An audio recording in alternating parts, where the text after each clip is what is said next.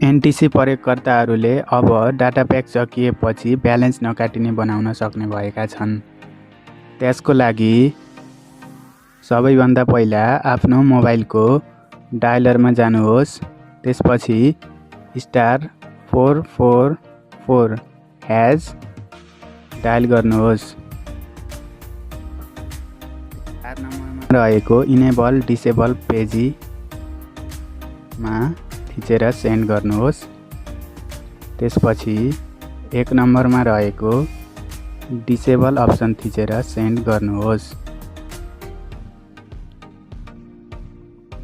अब फेरि भयो कि भएन यो सेवा भनेर चेक गर्नको लागि फेरि *444# डायल गर्नुहोस्।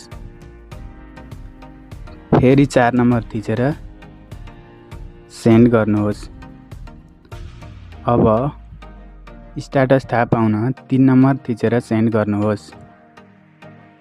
अब पेजी स्ट्याटस डिसेबल्ड छ भने अब तपाईको डाटा प्याक सकिएपछि ब्यालेन्स नकाटिने भइसक्यो।